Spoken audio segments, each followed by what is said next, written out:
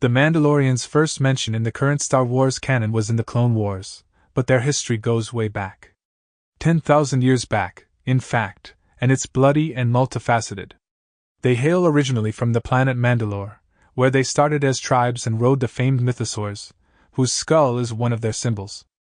Although Mandalore was large enough to accommodate all its inhabitants, its various clans remained in conflict with one another.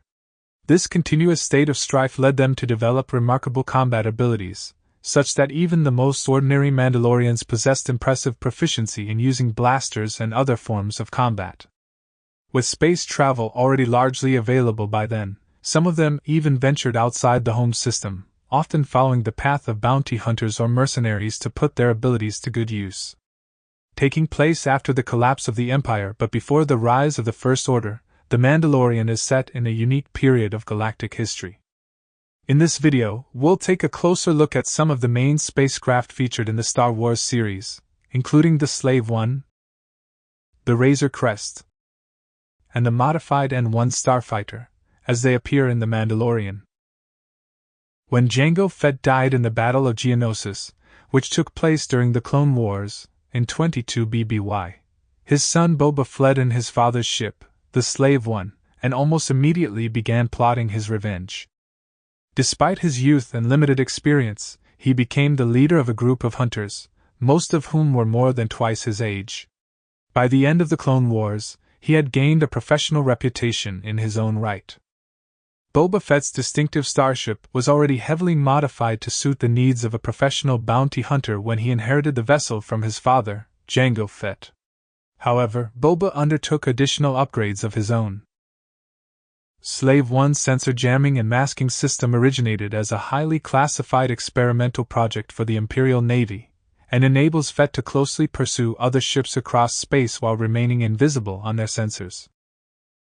The cockpit sat flat on its bottom surface when idle, although during flight the ship rotated 90 degrees to maneuver vertically. Boba later added a unique stabilization system that always kept the cockpit oriented up. The fins contain repulsor grills and wing articulation for landing maneuvers. The craft described in this passage was designed with a clever strategy in mind. Though it boasted impressive and powerful weapons, such as the twin blaster cannons, the majority of its armaments were kept hidden from view. This was done in order to give the impression that the ship was lightly armed, thereby luring other vessels into a false sense of security. For maximum pilot visibility and the most effective weapons used, Slave One flies in a vertical attitude. The unusual configuration requires unorthodox piloting skills, which Boba Fett learned at an early age by watching his father. Slave One tractor beams catch and hold small craft for destruction or boarding, and allow Boba Fett to latch on to more powerful ships, making the bounty hunter virtually inescapable. Several seismic charges from a deployer aboard the starship, also known as a seismic bomb, were devastating weapons that drew sound in from their immediate vicinity and exploded in concussive waves of brilliant blue light, shattering everything in their wake. Once these unsuspecting targets had been drawn in, the craft could unleash its true power and take out even heavily armed ships with ease. This strategy was a testament to the ingenuity of the ship's designers, and it allowed the craft to be a formidable force in battle. The ion drive, thruster nozzle, and power generator were positioned at the lower part of the ship. The ship measures approximately 21.5 meters or 71 feet in length and has a wingspan of 21.3 meters or 70 feet. This Class 1 hyperdrive-rated ship can reach a maximum atmospheric speed of 1,000 kilometers per hour and can accelerate up to 2,700 g. The Razor Crest was owned by Mandalorian bounty hunter Djarin and was built as a gunship military craft at some point before the formation of the Galactic Empire, and was used to patrol local territories. Din uses the vessel as his transport and living quarters while hunting for fugitives or wandering the Outer Rim territories. In addition, the ship is able to jam New Republic codes and encrypt its own signals. The original laser cannons were damaged and replaced by twin heavy-heating blaster cannons purchased on the black market. In addition to the cockpit were the flight computer, the jamming device, the front deflector shield projector, and the shield generator located at the front of the ship. The starship is designed with a hyperdrive and 2 engines, and has the capacity to carry up to 3 individuals, 1 pilot and 2 passengers. Additionally, it includes a urinal for the convenience of the crew. In addition to protection against weapons fire, the deflector shields disperse the heat generated by air resistance during atmospheric flight, enabling the craft to reach hyperspeed sooner after planetary departure. The engine reversal system provides high maneuverability, enabling a rapid full stop of the ship while at combat speed. The vessel was also equipped with cooling ducts, an ion acceleration chamber, and a thruster nozzle. At the aft end of the ship was the loading dock door with active landing gear sensors. The Razor Crest also contained an R2 astromech interface socket and an escape pod on the top section of the ship. However, due to Djarin's distrust of droids, it has remained unused. All of the ship's maneuvers have to be done manually. The vessel features a portable carbonite freezing apparatus, which can be fatal to living beings, resulting in a mortality rate of around 60%. Thanks to supercharged engines, the Razor Crest is comparable in speed and maneuverability to fighter-class vessels. All these features are more than sufficient to intercept targets, escape hostile pursuit, and survive the harsh conditions of the Outer Rim. The vessel is regarded as a ghost ship, indicating that it is not registered with either the Imperial or New Republic networks. The Razor Crest measures approximately 25 meters or 80 feet in length and has a height of 8.5 meters or 28 feet.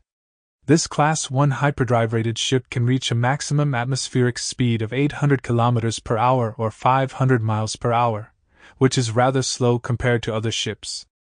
During the Mandalorian's second season, the battle-worn ship was destroyed by one of Moff Gideon's cruisers, resulting in a devastating blow for both Djarin and fans of the series. Early Naboo spacecraft required a chrome-like finish for protection from harmful rays in the planet's upper atmosphere.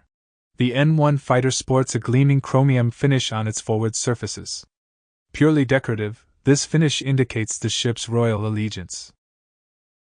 A modified N-1 Starfighter was owned by Mando following the destruction of the Razor Crest. Djarin and the mechanic Peli Motto worked together to build the N-1 Starfighter as a replacement. Together, they added several modifications to the N-1 to achieve greater speed. The N-1 is about 11 meters or 36 feet in length, and has a maximum atmospheric speed of 1,100 kilometers per hour and a maximum acceleration of 3,750 g. In order to imitate the look of the Razor Crest, only a few stripes on each wing were left with yellow paint, while the rest of it was removed. The ship's vapor manifold was replaced by a turbonic Venturi power assimilator from a Galactic Republic-era starfighter. Motto added a kinesio switch that enabled the starship to access its induction intake charger, which would allow the ship to travel at blinding speeds. Citing Djarin's aversion to droids, Motto also removed the astromech socket. The lower section of the ship contained the hyperdrive and fuel tank, while the power charge collector extended behind the vessel, resembling a high-voltage rat tail. The Starfighter had both laser cannons replaced with larger models and retained the underslung torpedo launcher beneath its nose. During the modification process, the front cones of both engines were taken out, leaving only the framework, and the panels beneath the cockpit and at the tail of the ship were also removed. Mando's piloting of the N-1 brings him closer to resembling Luke Skywalker rather than Han Solo, thus setting him apart from Boba Fett even more. With its sleek and minimalist design, the N-1 spaceship embodies a nostalgic feel that is often misunderstood. The Slave One, Razor Crest, and N-1 Starfighter are all spacecraft that have been prominently featured in the Star Wars franchise, specifically in the series The Mandalorian.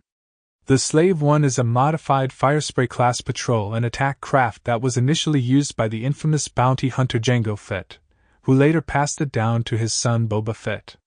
In the series, The Mandalorian used the Slave One as his primary mode of transportation, and it played a pivotal role in many of his missions. The Razor Crest is a gunship that the Mandalorian used early on in the series. It was a versatile craft that could be used for both transport and combat purposes, and it was equipped with various weapons and defenses. However, the ship was destroyed in the second season of the show, and the Mandalorian had to find a new vessel to continue his journey. The N-1 Starfighter is a sleek and agile craft that was used by the Naboo Royal Space Fighter Corps during the events of Star Wars: The Phantom Menace, and his allies used it to carry out a daring rescue mission. Overall, the Slave One, Razor Crest, and N-1 Starfighter are all iconic spacecraft that are well known among Star Wars fans. The Mandalorian's use of these ships in the series has helped to further cement their status as fan favorites. So, which one of these Mandalorian ships was your favorite, and why? Let me know in the comments section below. As always, thanks for watching, and I see you guys next time.